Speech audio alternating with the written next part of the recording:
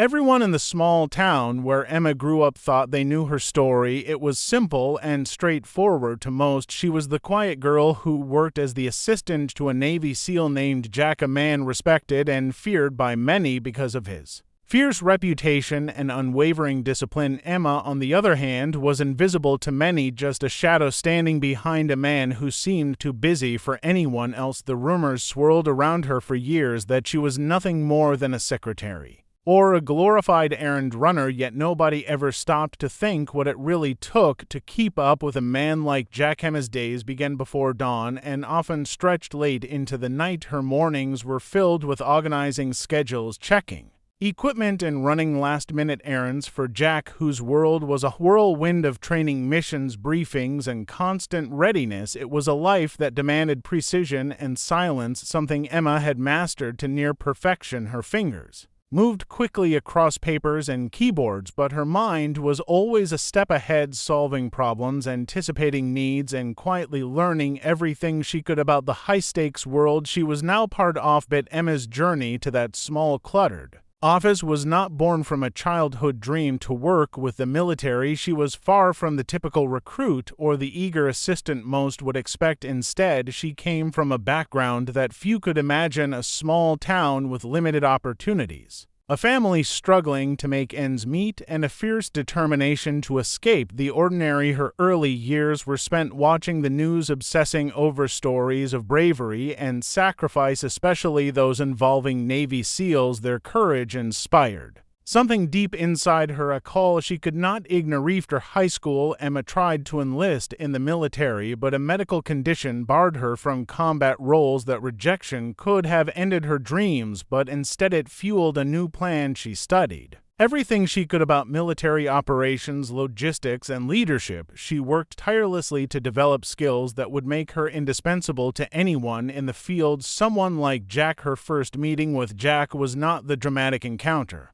many would imagine. It was quiet, almost anticlimactic. She showed up at the training center with a resume and a determination that caught Jack's attention. He was skeptical at first. The SEAL community was not known for welcoming outsiders, especially young women with no combat experience, but Emma's calm confidence and sharp mind made him curious enough to give her a chance. What began as a trial quickly turned into something more. Jack found himself relying on Emma not just for administrative support but for strategic insights. She had an uncanny ability to anticipate challenges and find solutions that others missed. The lines between assistant and partner blurred as they worked side by side, preparing for missions, managing crises, and navigating the complex politics of military life. Despite the growing respect between them, the outside world refused to see Emma as anything but the assistant. The sneers, the whispered doubts, and the outright dismissals were constant reminders of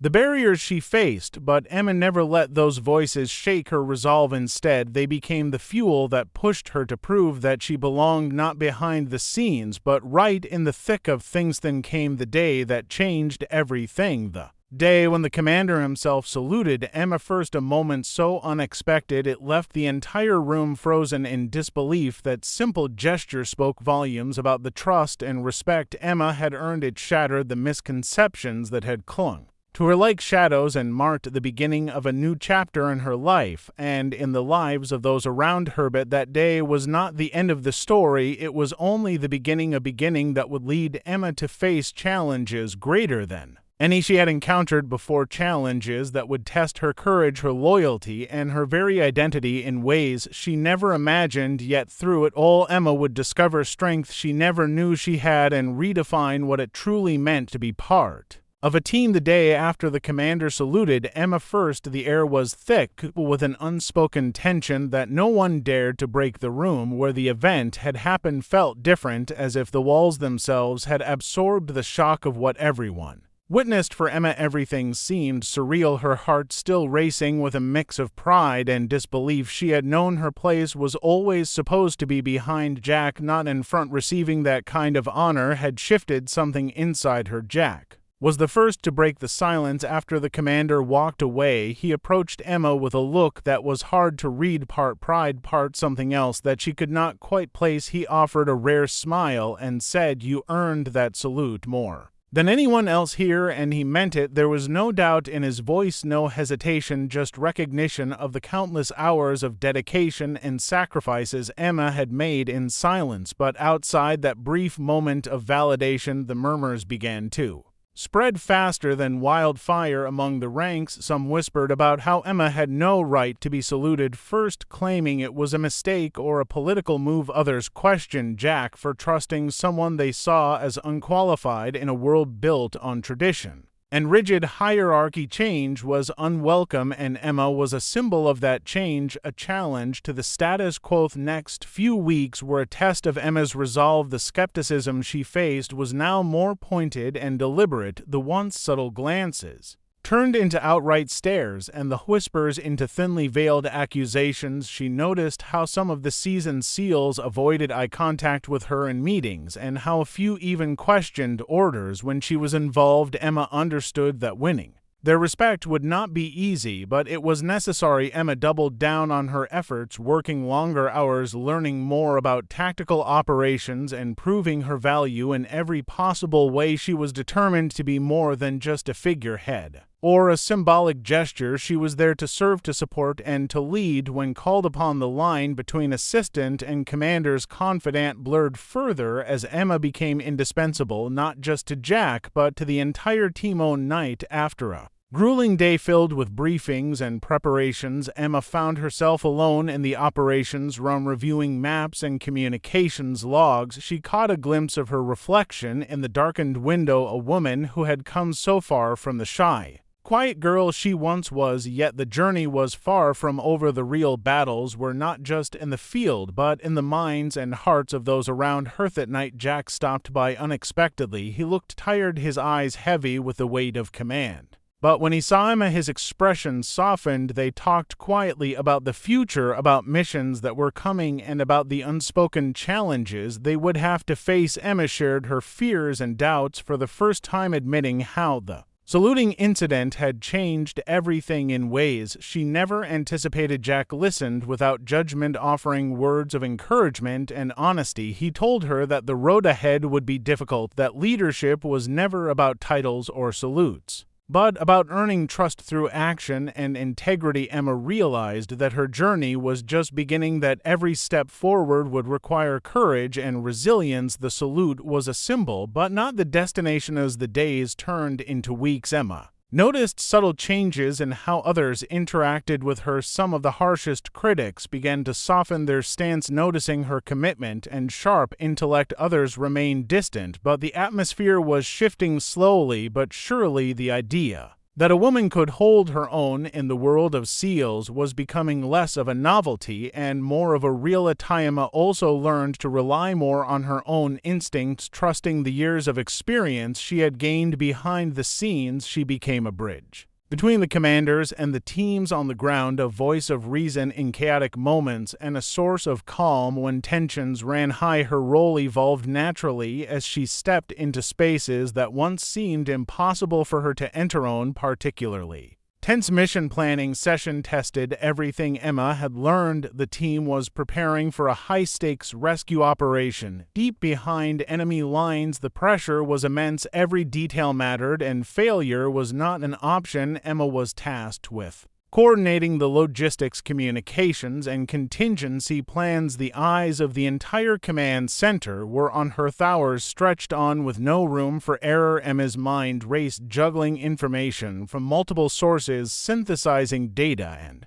making critical decisions. Her calm demeanor under pressure and nods of approval even from those who had doubted her capabilities. She was no longer just the assistant, she was a leader in her own right, a vital part of the mission's succession. The mission was successfully completed and the team returned safely. Emma was finally acknowledged not just by Jack or the commander, but by the entire unit. The respect she had fought so hard to earn was no longer questioned or whispered about. It was given openly in gestures and words that meant more than any salute could. But with success came new challenges. The higher Emma rose, the more visible she became, and with visibility came scrutiny and expectation. The military world was unforgiving, and any misstep could be costly. Emma knew that maintaining the delicate balance between proving herself and staying true to who she was would be one of her greatest tests. Yet that evening, Emma sat alone again, reflecting on how far she had come.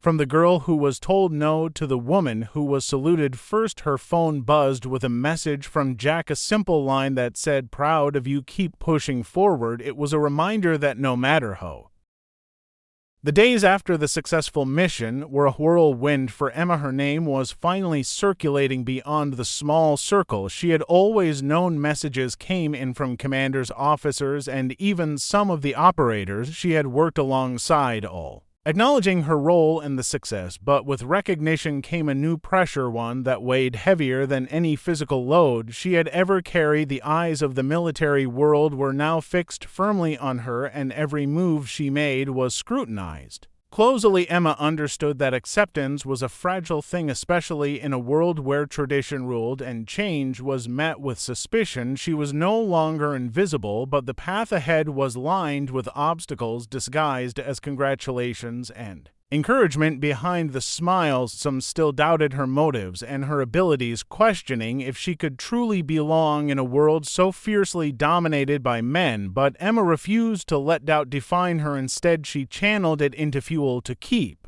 pushing forward. Jack remained her steadfast ally in the chaos of shifting alliances and hidden agendas. He was a man of few words, but when he spoke it was with conviction and clarity. He reminded Emma that leadership was not about pleasing everyone, but about doing what was right even when it was hard. They shared long talks about strategy, mission planning, and the delicate politics of the military. Emma learned quickly that success often meant navigating unseen battles far from the battlefield. Afternoon, Emma was called into a meeting with the base commander, a stern man known for his unyielding standards and deep respect for tradition. The room was cold and the atmosphere tense. Emma felt the weight of expectation pressing down on her as the commander spoke about upcoming operations and the importance of unity within the ranks. Then unexpectedly he addressed her directly, acknowledging her contributions but also warning her that leadership came with sacrifices and scrutiny. Emma nodded, understanding that this was both a challenge and a test of her resilience. That same week, Emma was introduced to a new team of SEALs she would be working with on an upcoming joint exercise. Their reputation preceded them, known for their toughness and skepticism, especially towards someone who had risen as quickly as Emma was. They watched her closely during briefings and training sessions, testing her knowledge, her composure, and her ability to command respect underneath the surface. Emma felt their unspoken challenge to prove she belonged. Training was grueling, physically and mentally demanding, but Emma met every challenge head-on. She pushed herself beyond limits she once thought impossible, mastering skills she never imagined she would need. From navigation to tactical communication, Emma's determination became a quiet force that even the most skeptical team members could not ignore. Slowly, walls of doubt began to crumble as she earned their grudging respect through actions rather than words. And night after a particularly intense training exercise, Emma found herself sitting alone, watching the stars through a small window. The silence was comforting, a rare moment of peace in a world that never stopped moving. She thought about the journey that had brought her here, the sacrifices, the doubts, and the moments of triumph. The salute from the commander still felt like a distant memory, yet it was the moment that changed everything and set her on this path of transformation.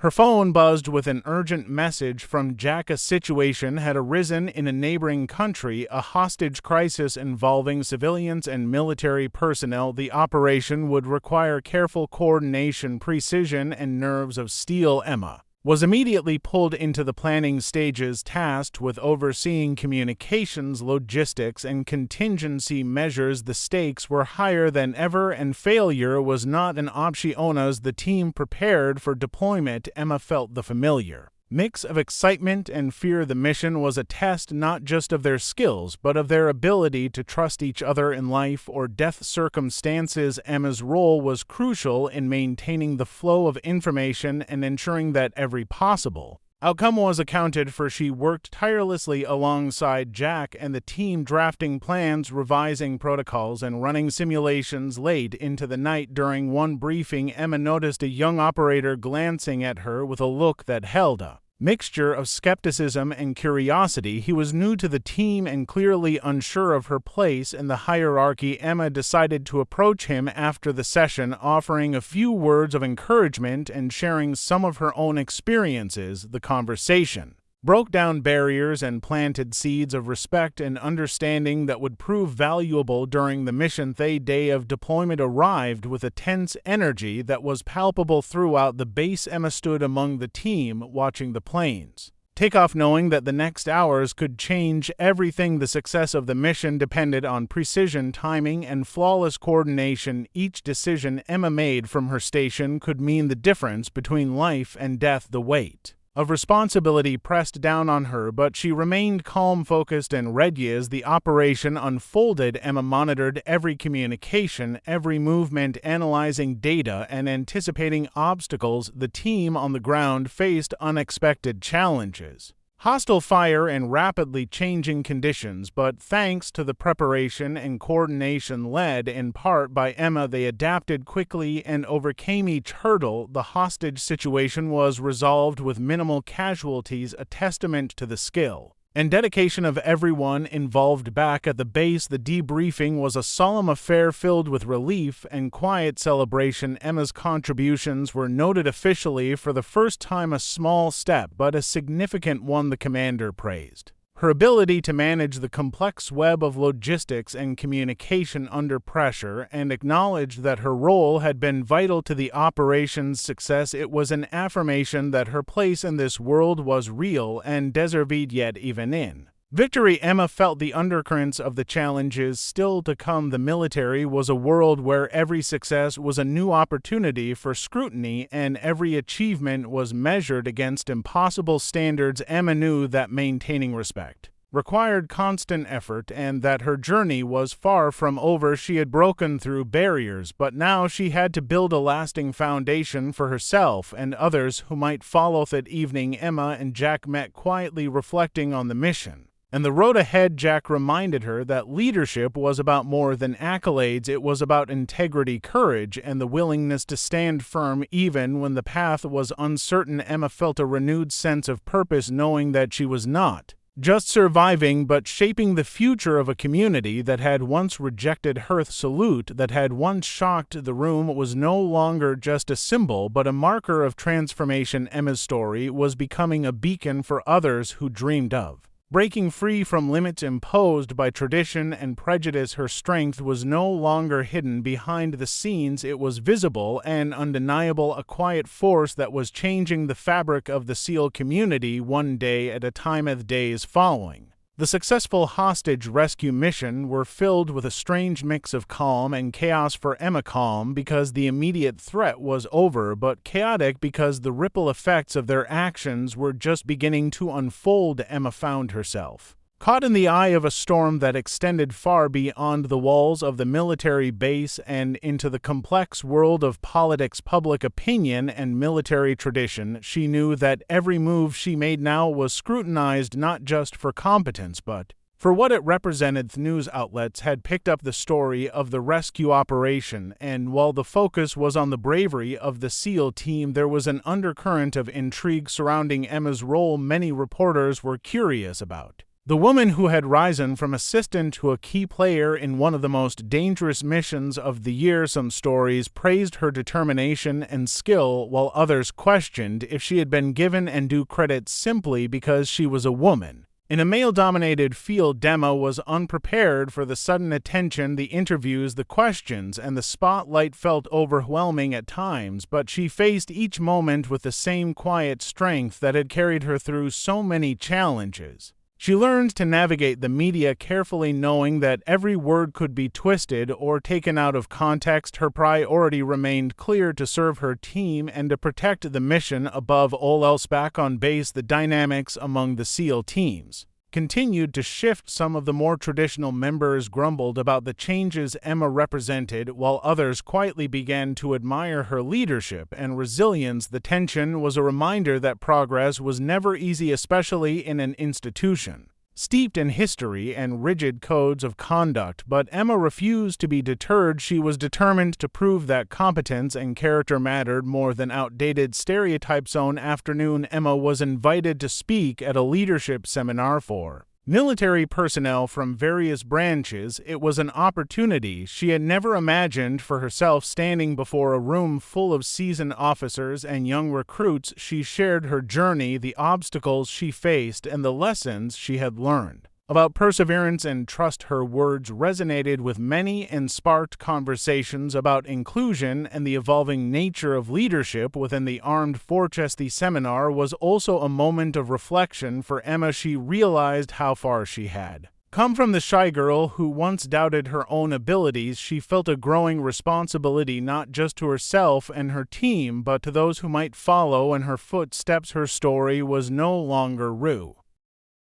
The air was unusually thick, people with heat, as Emma stood at the edge of the tarmac watching the newest unit of recruits disembark from the transport plane. Each face carried the same look she had once worn, a mix of anticipation, nerves, and unspoken questions about what lay ahead. These young men and women were stepping into a world that demanded everything and offered nothing unless you earned it. Emma had walked this path without a map, and now she stood not as a guide but as a quiet reminder that even the most unlikely person could leave a mark on this world. Word of Emma's story had continued to spread through the ranks, not in headlines or dramatic retellings, but in quiet conversations in barracks and passing comments during training, and in the respectful nods from officers who once saw her as little more than a shadow behind Jack. The salute had become a moment etched into the collective memory of the base, a turning point that challenged everything they thought they knew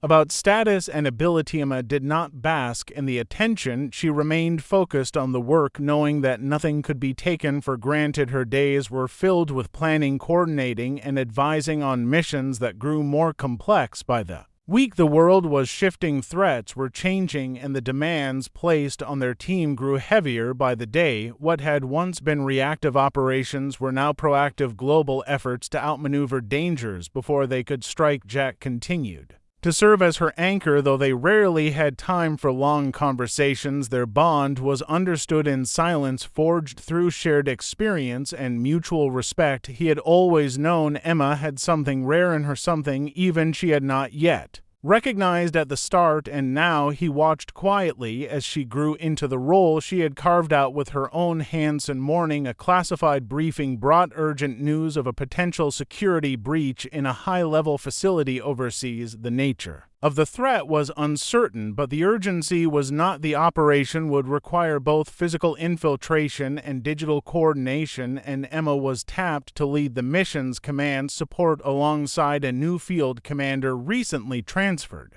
from another division. New commander Major Raylan Pierce came with an impressive record and a reputation for doing things by the book. His arrival brought a new wave of tension, not because of who he was, but because of what he represented: structure, rules, expectations. Emma sensed immediately that their styles would clash. Raylan was precise, clinical, and uncomfortable with unconventional leadership, which was exactly what Emma had become known for. Their first meeting was strained. He reviewed her reports, questioned her assessments, and offered unsolicited suggestions with an edge of condescension. Emma held her ground, calmly reminding him of the operational successes she had overseen and the trust she had built with the teams over time. Still, the tension lingered, and Emma knew she would have to do what she had always done: prove herself again, not with words, but with results. As the mission began to unfold, Emma and Raylan were forced to work side by side, coordinating everything from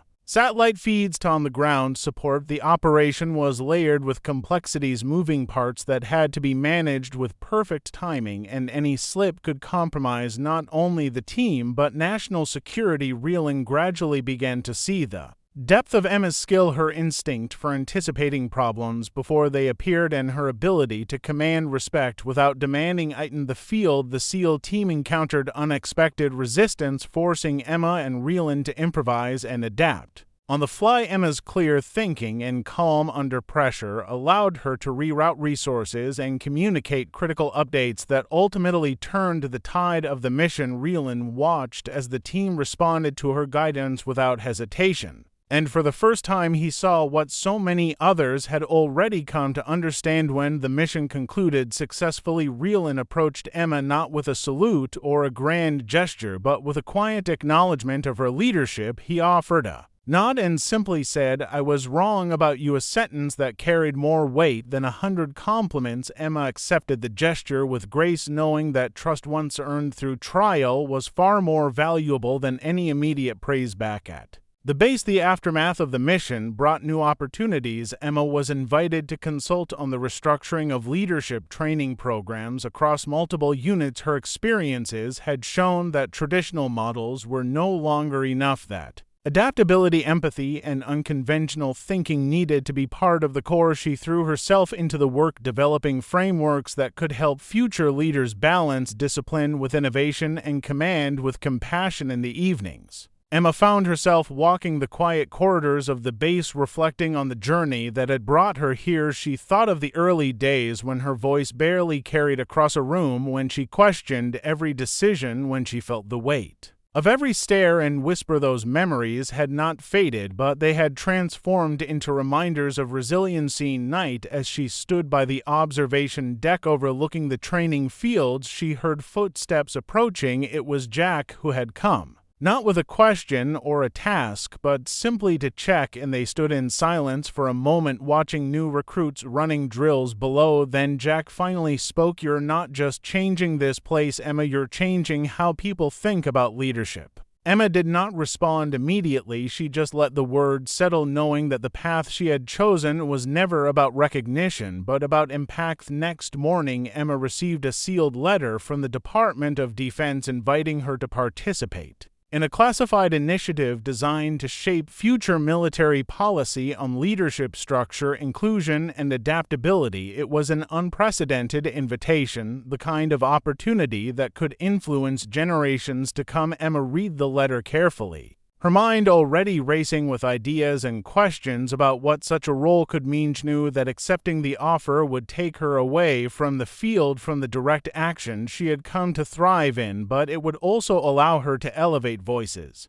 like hers, to ensure that stories like hers were not exceptions but beginnings. Emma stood at a new crossroads, and while the decision was difficult, her purpose remained clear. She would continue to serve, but now her battlefield would be a boardroom. Her tools, not weapons, but words, strategy, and vision. That evening, as the sun dipped below the horizon, casting golden light over the rows of barracks, Emma stood alone once again, thinking of all the battles fought, not just in combat zones, but in quiet corners, in conference rooms, and in hearts and minds. She had been called the SEAL's assistant, but now she was something far more: a leader, a pioneer, and a symbol of what was possible when courage met opportunity. Emma sat in the small briefing room alone, her eyes scanning the classified packet that lay open in front of her, every page heavy with decisions yet to be made. The room was quiet, but her mind was not. She had been offered something rare, a seat at a table that shaped policies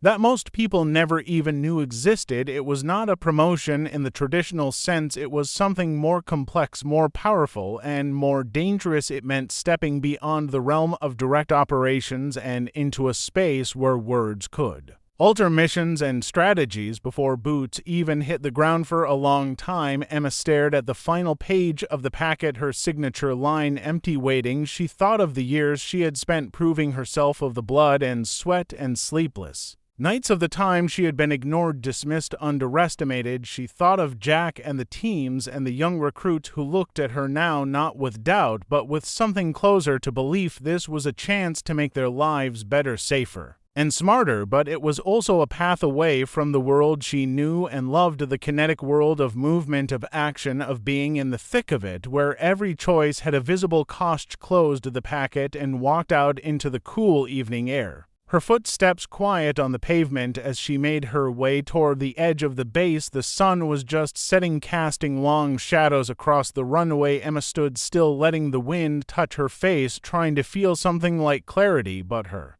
heart was divided. She did not fear the challenge. She had never feared hard things, but what she feared was losing the part of her that had fought so hard to be seen in the first place. Next morning, she met Jack in the mission control room. His eyes scanned her face, and without a word, he knew she had not decided. Yet he handed her a mug of black coffee and gestured toward the monitors where a training simulation was running. Live recruits were making mistakes, yelling over each other, tripping over protocols. Emma watched silently, then said, "They need new frameworks." Jack nodded slowly, watching her the way he always did when he knew she was already halfway to her own answer. Emma spent the next week traveling to Washington, meeting with senior officials and high-ranking strategists, listening more than speaking, absorbing the tone of the room, the kind of power that flowed quietly between briefcases and handshakes, the kind of influence that did not wear uniforms or bark orders,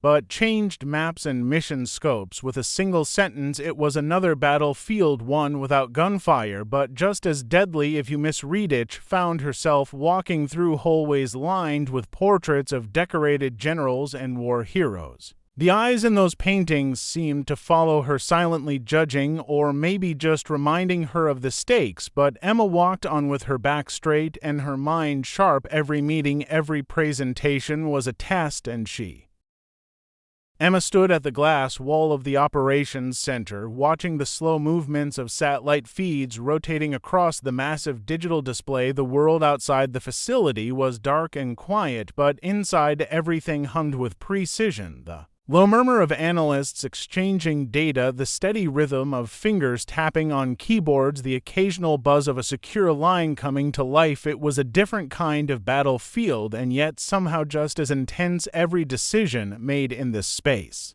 had a ripple effect across the globe. It had been 6 months since she had stepped into this new role, and in that time the nature of her work had changed dramatically. No longer was she reacting to threats after they happened. She was now part of the team responsible for preventing them from ever occurring. She analyzed movements of rogue factions, tracked trends in military behavior, and advised on the deployment of teams across unstable regions. Her insight had become something people relied on quietly but without question. Yet despite all of this, despite her growing influence and the policy reforms she had championed, Emma often felt the pull of her old life. She missed the noise and grit of the field, the sharp smell of oil and dust in the barracks, the way Jack used to toss her a data pad without explanation, trusting she would already know what to do. She missed the way decisions felt when they had to be made with seconds to spare, not after weeks of analysis and review. One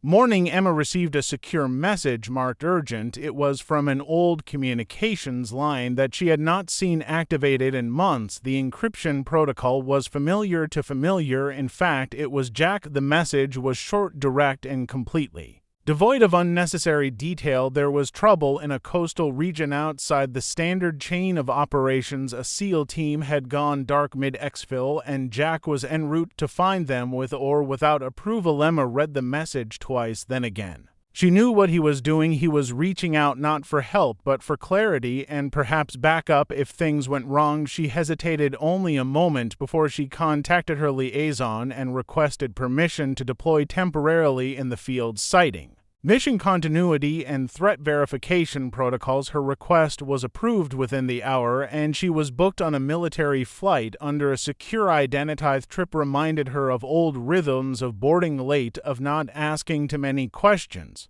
of reviewing mission details and dim lighting over stale coffee. She arrived at a forward outpost just as the sun was beginning to rise. The humidity clung to her like a second skin, and the sound of engines rumbling in the distance grounded her in the reality of where she was. This was not a policy meeting or a think tank round table. This was the edge of the real. Jack met her at the perimeter of the compound. His face was lined with exhaustion, but his eyes still burned with the fire. She remembered he handed her a folder thick people with field reports and drone captures. The situation was worse than she had expected. The team had been ambushed during what was supposed to be a standard intelligence sweep, and while initial contact had been made, no extraction window had opened since the last transmission. Jack believed they were alive, but in hiding deep within hostile territory. Emma read through the reports quickly, her brain already dissecting the data, recalculating coordinates,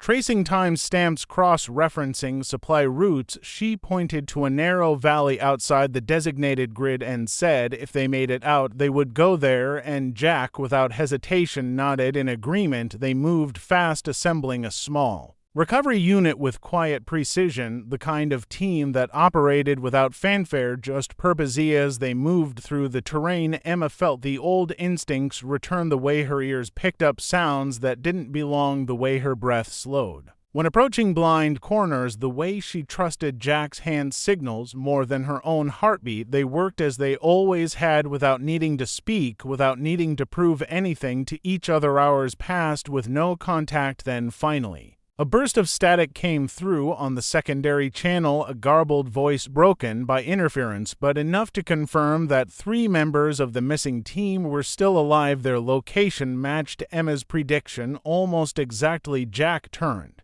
to her, gave a slight nod, and they changed course, moving quickly toward the valley. When they reached the outer edge of the ridge, Emma scanned the area with her thermal scope, detecting faint movement near the edge of a collapsed structure. She relayed the pattern to Jack, who confirmed it matched the team's last known travel formation. The rescue was swift, brutal, and effective. 3 men pulled from the edge of death, one of them with a gunshot wound to dehydrated and running low on morale, but alive because someone had known exactly where to look that night. Back at the outpost, Jack sat with Emma in the dim glow of the open operations tent. He handed her a metal flask and said, "I knew you'd come." Emma didn't respond, she just looked at the stars overhead, remembering all the nights she had stood under the same sky, wondering if she would ever be more than a voice behind a desk. Now here she was back in the field, not as a guest or an observer, but as someone who had once again helped bring people home. Next day, Emma returned to the command center, her report already compiled, her clothes still carrying the dust of the mission. Her presence in the field had raised a few eyebrows among officials, but no one questioned the results. She was greeted with nods and a kind of quiet respect that spoke volumes. It reminded her that while she had found new purpose behind the scenes, her heart would always live in 2 places, one in the strategy room and the other in the dirt and danger of real missions. In the following weeks, she worked to integrate lessons from that operation into updated policy drafts focused on real-world adaptability in high-risk zones, the idea that leadership needed to be flexible enough to enter the field when necessary, not just dictate from afar, was gaining ground, and Emma was the proof of concept, a bridge between theory and reality. Late one evening, as she walked through the lower halls of the facility, she paused outside a training room where new officers were running a virtual simulation. She listened as one of the instructors mentioned her name, not in a boastful way, but as an example of initiative and leadership under pressure. Emma smiled faintly, knowing that her story was becoming more than just hers. It was a part of something larger, something lasting. She returned to her quarters, pulled out the note from Reeland, the photo with Jack, the folded flag, and the compass, all of them pieces of a life she had built, not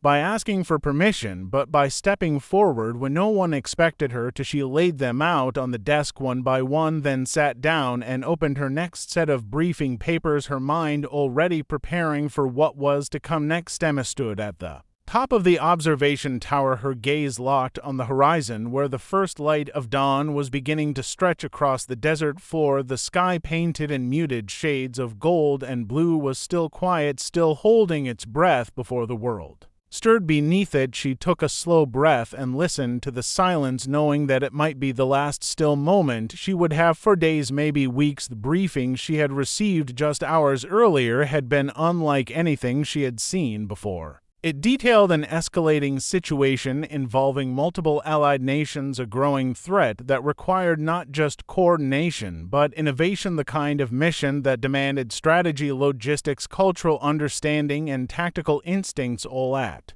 Once Emma had been chosen not just to observe or support, but to lead, it was not lost on her what this meant. This mission would place her at the forefront of an international task force, something unprecedented for someone who had once been referred to only as the assistant to a SEAL. It meant decisions with global consequences and responsibility that extended far beyond borders. Emma had faced pressure before, but this was different. This was not just about proving herself, this was about protecting thousands of lives from a threat no one else fully understood. The other team was already assembling a mixture of elite operatives, intelligence officers, cybersecurity experts, and diplomatic liaisons handpicked from 5 different nations, each bringing their own strengths and challenges. Emma moved through the room, greeting each with calm confidence, making eye contact, listening more than speaking, and quickly identifying the dynamics she would need to manage in order to keep the unit cohesive. Among them was a young intelligence analyst from Europe who had read every report Emma had ever filed and greeted her with nervous respect and a barrage of technical questions. Emma smiled and walked through the scenarios, with him using it as a moment not to assert power but to build trust. In another corner, a veteran Special Forces commander from South Asia challenged one of her strategy maps with a sharp but well-informed critique, and Emma welcomed it, adjusting the plan slightly on the spot and earning his respect in the process. The team trained and briefed and drilled over the next 72 hours. Emma worked tirelessly, moving between war rooms, simulation chambers, and private strategy sessions. Her ability to pivot between detail and vision, between hard facts and intuition, was what made her invaluable, and slowly the doubts that had accompanied her appointment began to fade from the eyes of those around her. The fourth night, word came through that the threat had changed shape. What was once a single faction had fractured, and now multiple groups with shifting allegiances were forming across a volatile region, complicating the plan entirely. Emma gathered the team and redrafted the OP